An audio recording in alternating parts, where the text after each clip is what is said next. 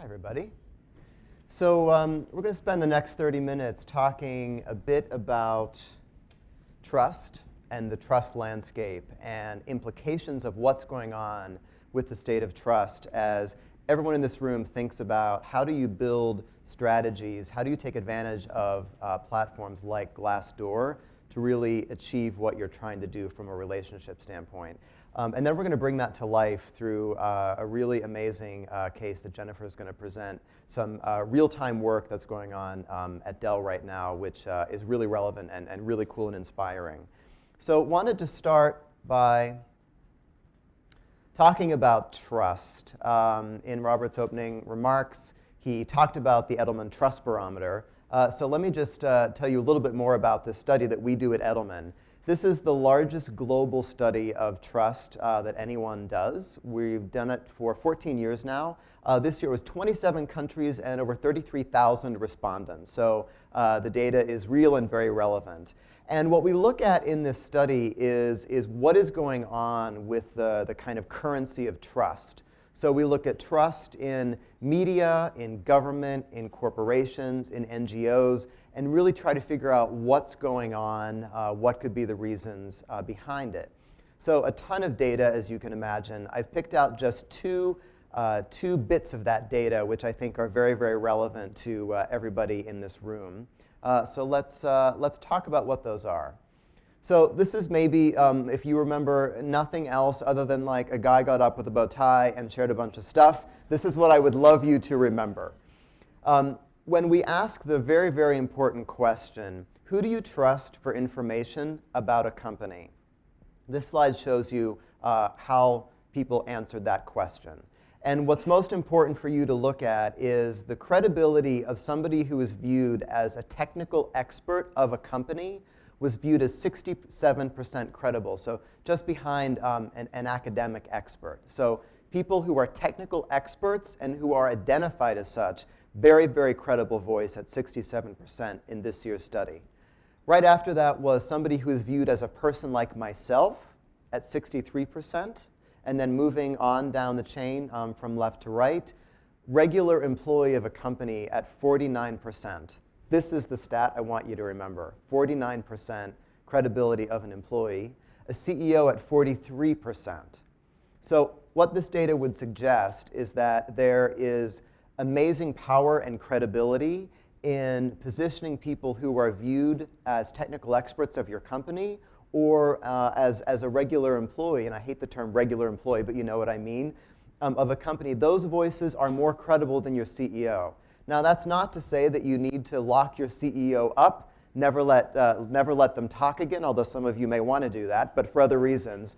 But what this is telling you is that there is when you're trying to shape reputation and change a perception about your organization, there are a variety of voices that you need to bring to bear to tell the story about what is going on at your company. One other thing which I think is really interesting about this is there's also a multiplier effect across all these sources of credibility. I love the example, so Starbucks is actually a great example of this. So if you think about Starbucks, you have your barista who knows coffee inside and out. So you may think of them as a technical expert. They know coffee really well. But they're also somebody you can relate to. So they're kind of a person like you. But clearly, they're also an employee of Starbucks. So in those instances, think about that multiplying effect that goes on there and the credibility that those people have in building relationships with customers and with all of us in the room.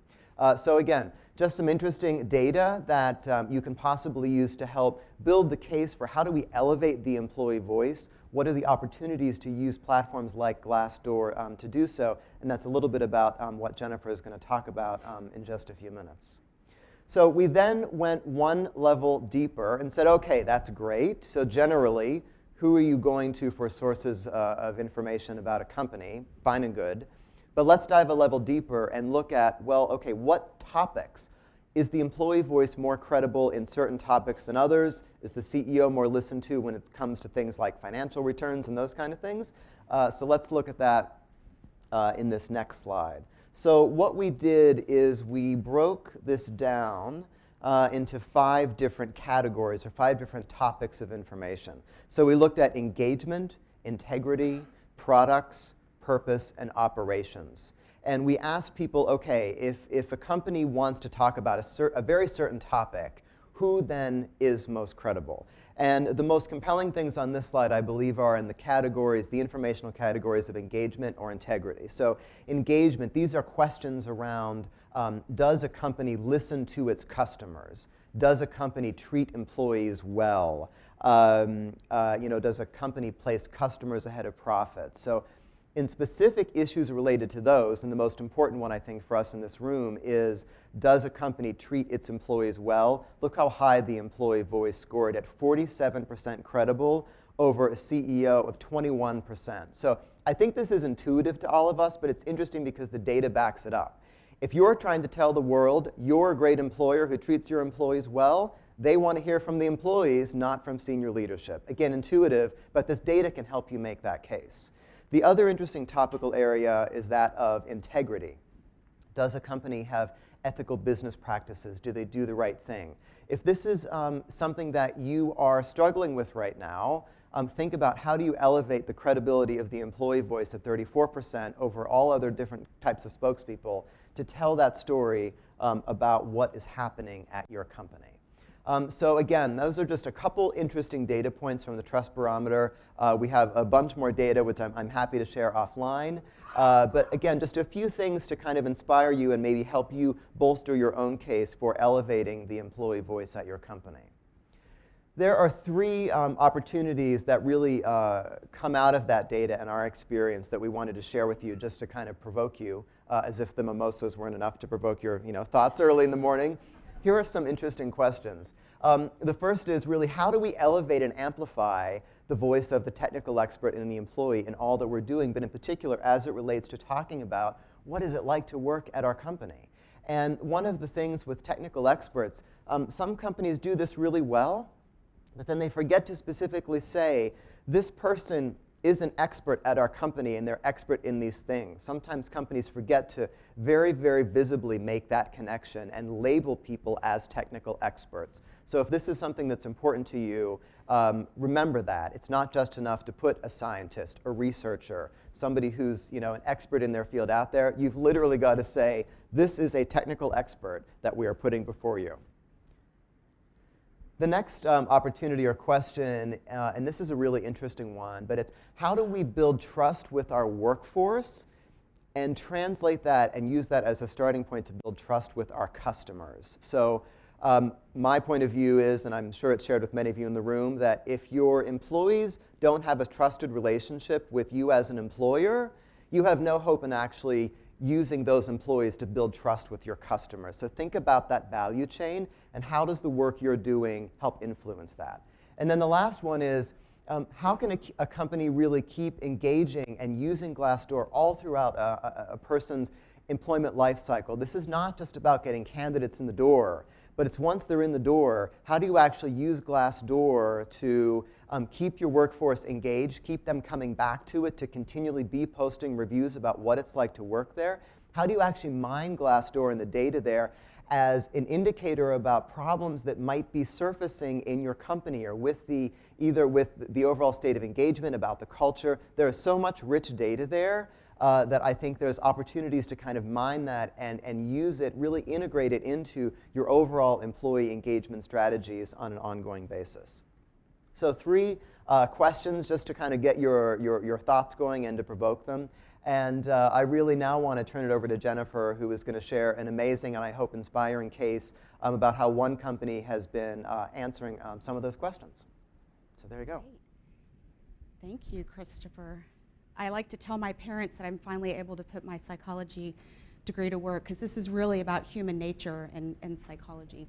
So I'm just going to take a quick step back here and just provide a little context. I noticed earlier today the word transparency has been used several times, so I was like, whew, okay, we're all on the same page here. Transparency is what's happening in the marketplace today, and including with our candidates.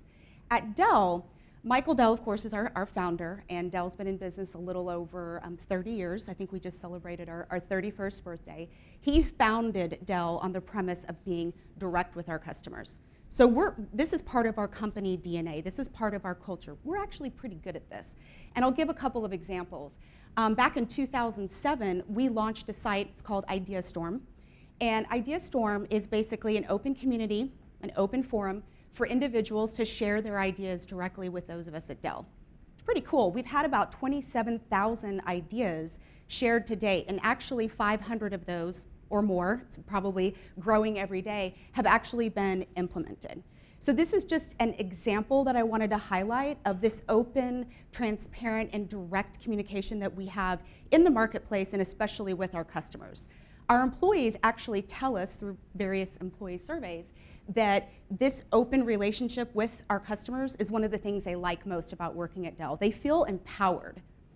And another example I wanted to share that we're really proud of, we just celebrated 5 years of this program just last month.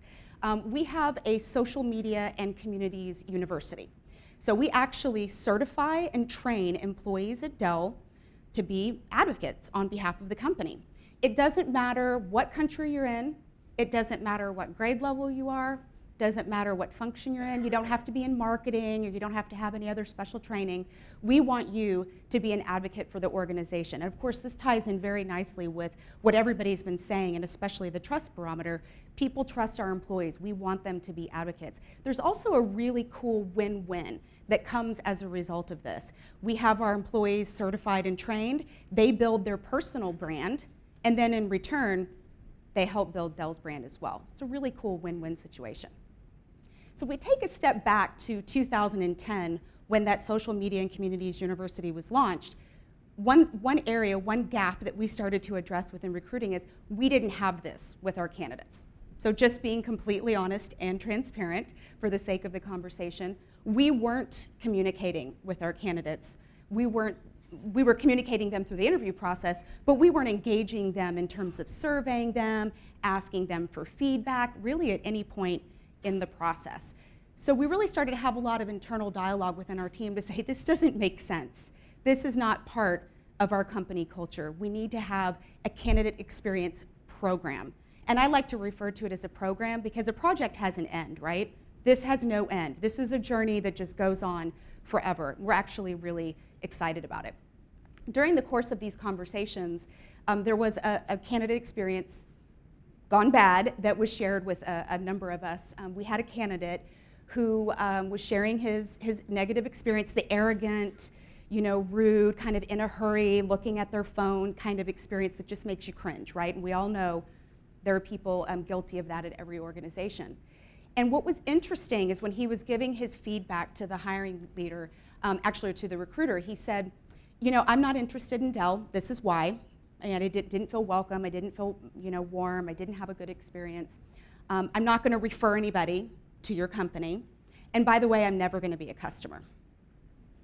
So we took a step back and went, whoa, the candidate is a customer. We started to really peel this back in our discussions 4 and 5 years ago. What's interesting about that candidate, and this is where the conversation got really deep and really rich, was he ended up taking an alternate role, didn't join Dell, obviously, and was in charge of $2 billion of technology procurement. I'm just going to take out my calculator here real quick, right? It's potentially millions of dollars because of one candidate. The ripple effect is so massive. And so that's actually one of our favorite stories, although it's not a good one. We like to go and share these stories with our hiring teams and just say, by the way, this next person you're meeting, they could be potentially a customer for life. You never know. So it's really big implications. So what we did after we started on our candidate experience journey and we were sharing all of our CE horror stories and we started to get really serious, we said, okay, we've got to fill this gap. We need to do what Dell does really well, which is openly communicate with our customers and do that with our candidates. So really, to me, it all began with our pledge and our promise to our candidates. For those of you in the back that can't read this, this is not rocket science. I know that SpaceX came up earlier today. Robert mentioned that. This isn't rocket science. It's just really basic. We'll get back to our candidates within X period of time. We'll treat them with integrity and respect. But what was interesting is that we started to create these commitments, and there was a lot of internal dialogue. It actually was resistance and hesitancy, because we started blasting it around the company and saying, okay, these are candidate commitments, and we put it on our intranet, and everybody was on board. But we started saying, do we want to post this on our career site? Do we really want to tell the world that this is what we're doing? And just, think about that for a second, because we knew that we were not meeting all 7 of these basic commitments with every single candidate. We interviewed thousands of people around the world every year. And we also knew that there was a chance that we wouldn't meet it in the future. But we decided that driving accountability, and it's really not just with our recruiters, it's with our hiring leaders and our hiring teams, was really important. And what's interesting is where we have some of our higher NPS scores and some of our happier employees, I'll just give a shout out to the Dell Brazil team real quick. They embrace this. They said, we want this in Portuguese, we're gonna print them up on posters, we're gonna put them in our interview rooms, and it's just this kind of interesting, culture that's happening within that particular location where they embrace this. And then maybe some other locations, maybe they're, a little hesitant as well. But in my opinion, they knew that this was reasonable and rational, and that they were going to be able to meet all of these candidate commitments. So that's why they embraced it a lot more. So I want to just, talk a little bit about how we embrace Glassdoor. It's not prescriptive 6 steps, but I wanted to kind of, break it down and make it easy for everyone. So step 1 is what I was talking about before, right? Making the case within our own team. Again, if you go back 5 years ago when we were having this realization, candidates are potential consumers, our candidate experience is really lacking, we had to really come together and agree that Glassdoor was a big part of this ecosystem. It was very important. I will be honest, in 2010, 2011 timeframe, we pretty much ignored our presence on Glassdoor. So your organization has to really buy into it and believe it so that you can sell it to the rest of the company. So the next step we took is we assessed our Glassdoor presence. And it turns out, because we'd been ignoring Glassdoor, we had all of these different reviews and different pages that had been created. This is a user community, so there's a lot of rules and guidelines around what we can clean up and what we can't do. But our account lead at Glassdoor was fabulous. She was like, here are the rules around what you can clean up, here's our advice. And so what we did is we really kind of pulled together a story so that we could get our arms around, well, what are people really saying about us at Glassdoor? Because we wanted to start monitoring the trends and the sentiment on a regular basis. So just keep that in mind. If you're not monitoring your presence on Glassdoor and you go and you start researching, you may have kind of several different pages. Dell had just gone through 31 acquisitions the previous decade. So we had a lot of our acquired companies, they had pages as well. So we were able to kind of assess and kind of do a little bit of spring cleaning. And then branding our page. I was talking to a couple of folks at the Glassdoor team earlier, and I like to call it locking our page down. I mean, it's really the enhanced profile. We made the decision at Dell that made sense for us. We like the idea of not only adding content to our page and monitoring our sentiment and trends on a regular basis, but we like the idea of having only Dell jobs in the right row. We like the idea of having our banner. And one of the decision points that really went into that is we looked at the traffic. So earlier today, Robert was talking about, check out your traffic, you might be surprised. We had 5 times more people visiting our Glassdoor page while we were ignoring it than we had on our LinkedIn careers page. I mean, huge amounts. And today, this is our 2nd most popular online property behind our career site. Our career site gets about 300 to 350,000 visits a month. Our Glassdoor page on average this year is about 135,000. So that traffic, we branded our page, we cleaned up, we started monitoring the trends, we started responding to people, and that traffic just grew steadily. So obviously, if this is where candidates are going, we need to go there too. I talked a little bit about monitoring the sentiment and the trends. So we really started tracking this on a month-over-month, quarter-over-quarter basis about 2 years ago. What's interesting is our company went private about 2 years ago, almost 2 years to the date. It was in November, believe it was early November 2013. And that we were able to see a lot of sentiment and comments about going private. And then we were able to also see the sentiment increase steadily. You see, our employees felt really bullish about the idea of going private. We like the idea of going private. So it was interesting to really watch the trending and the comments on Glassdoor. So step 5, achieving buy-in from our senior HR executives. This was actually really easy. So I had to sigh a huge sigh of relief. It was about a year ago, actually today. My leader and I went into our senior HR executive session, and we talked about employment branding, and then we talked about Glassdoor. What was interesting is I think I had about 15 minutes to talk. I had like 3 slides, 15 minutes. You know how it is. Hurry, get through the material. I mean, literally all eyes glued on the screen. Nobody was looking at their cell phone. Nobody was looking at their calendar and trying to figure out what was next. That leadership team was so engaged, and that meeting went for over 45 minutes. They got it. And again, I'm very fortunate because this is a part of Dell's culture and our DNA. So they were like, oh, open and transparent. I get this feedback, even if negative. It's helpful. We need to know about this so we can make changes. So that was really exciting. Today, what's interesting is we're getting prepared, my leader and I are getting prepared to go in front of our senior vice president of HR early next month. And we were just kind of talking with one of his senior leaders about what does he want to hear about. And she said, well, obviously he wants to hear about, you know, sentiment and our brand, and Glassdoor, definitely. I mean, that's literally what she said. And I thought, gosh, you know, 5 years ago, nobody even brought this up.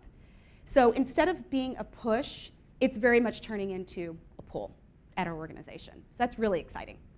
And then roadshow. I don't know if this is actually the right word for this, because a roadshow implies that there's an end, right, to rolling out Glassdoor. There is no end to rolling out Glassdoor.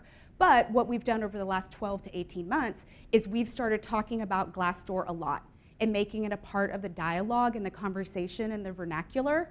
And so what we're doing is getting in front of key groups whenever we can. If you want me to talk about Glassdoor and you work at Dell, call me. You know, I'm always willing to have that conversation. So if we're talking about our brand and how people can be advocates and sell Dell, one of the slides that is used is Glassdoor. We just keep constantly talking about it and reminding people, this is an open forum. If you want to write a review, you can. And I'll talk a little bit about kind of what our philosophy is around soliciting reviews within the organization. But that's kind of, you know, every stakeholder group or organization that we really talk to about our employment brand, we bring Glassdoor into the conversation. And now pretty much everybody's talking about it. So that's really cool.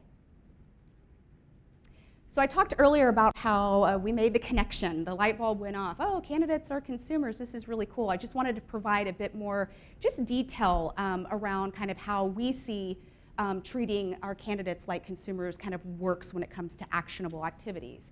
Monitoring and responding to reviews.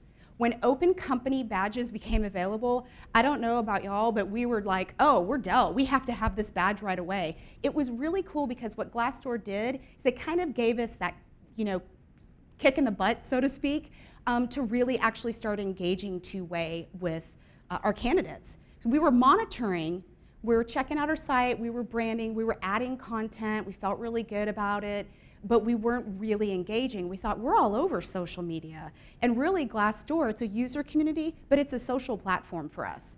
So we started on a routine basis engaging with the candidates. And I do like, and I know this was brought up earlier, that there's a post made, we respond, and then the conversation ends.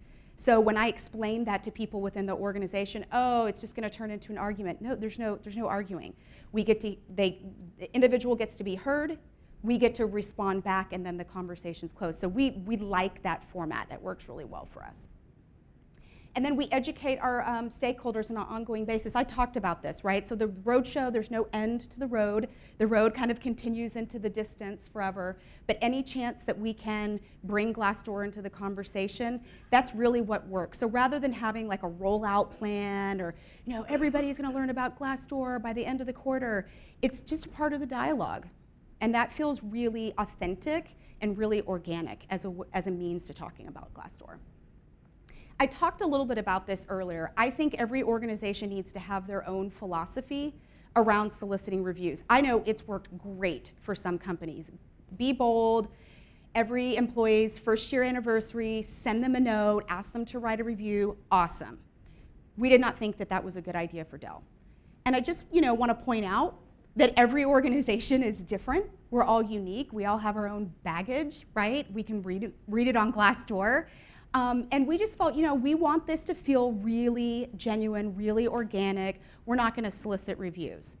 Now, I want to just point out, we have made an exception in a couple of areas, and I'll kind of talk a little bit about why. For example, we have, as a part of our Legacy of Good 2020 goals, we want to have a quarter of all of our hires be early in career and out of school. And of course, we've already met the goal. And once you give us a goal to go after, we definitely achieve it. So millennials are a big part of our strategy. But we noticed there weren't a lot of our interns or early in career individuals writing either employee reviews or writing interview reviews. So at the end of the summer, we had a really good internship summer. We had about 400, I think, interns in the US alone. When we sent those interns a note and said, hey, just share your experience with us, we also said, by the way, we're on Glassdoor, check us out. And again, it's kind of a softer approach. We don't want to mandate it. We know that there's an opportunity that if we do start to mandate it, it turns into, my boss told me I have to add to my performance review that I have to write a Glassdoor review. So we just didn't want to go down that path. And it's worked really well for us. We've seen a gradual, steady uptick in our reviews without mandating it or soliciting it. We're just talking about it. So that's worked really well for us. So lessons learned. Several of these things I've talked about already, so we'll just recap here really quickly. Getting the right buy-in. I talked about going to our HR leadership team meeting and having a conversation with them, and they bought it. I mean, there wasn't really a lot of buy-in that had to occur, so that was very easy. Again, it's because of our culture, and the concept of transparency and being open in the marketplace was pretty easy for us, so very happy about that. Engaging your employees if and when you're ready. So just want to point out again, every company is different. It may make sense for a certain company to engage and be bold directly right away, send those emails. Glassdoor actually makes it really easy for you if it's something that you want to do, where they have pre-packaged template emails and you can just shoot a note to either one person or to thousands if you want to solicit those reviews. So do what works for your organization. Measure what really matters. I am obsessed with advice to senior management. Who else is obsessed with that on Glassdoor? Am I the only person that's obsessed with that? Oh yeah, there's some people in the back. So advice to senior management is optional for reviewers to leave whenever they write a review, but it is full of all sorts of interesting information. Some of them are actually quite entertaining and kind of funny. This is different than a pro and a con. What do you like most? What do you like least? This is actually asking somebody, if you could get in front of Michael Dell or somebody on his leadership team, what advice would you get them? So I think there's a lot of passion that comes through in the advice to senior management. So I've been spending a lot of time. I had an awesome intern this summer who helped. We were categorizing by themes, and the themes resonate with other parts of Glassdoor, so it makes sense. But there's just some really interesting sound bites that come from your employees in that particular area. So we're measuring that. Don't ever stop talking about reputation and sentiment, and make Glassdoor a part of that conversation. And then again, do what's right for your organization. So I want to share our sentiment landscape. And I want to point out it's a little complex. I think that all of us have a lot to deal with when it comes to transparency and measuring and monitoring how your employees and the outside marketplace feels about your company.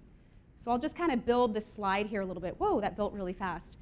This is a lot. This is a lot of information. How do we package this to tell a story to ourselves as well as to our leadership team? Because there's external perception, there's interesting surveys that LinkedIn, right there in the middle, for example, conduct, and for some of their large global accounts, they'll provide you data points. We're like, oh, that's really interesting.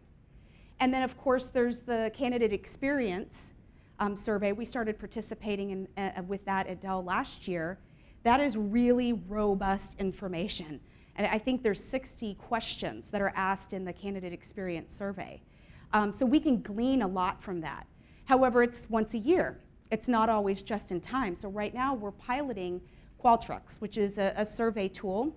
And what's interesting is we based our Qualtrics questions directly on our candidate commitments. So if this is what we're promising that we're going to do, Well, how are we measuring against each of those 7? It's super simple and very short for our candidates to fill out. And again, it's just in time. And what's interesting is the way the tool is designed, you can actually see the hiring manager and the recruiter. We've never been able to see that before.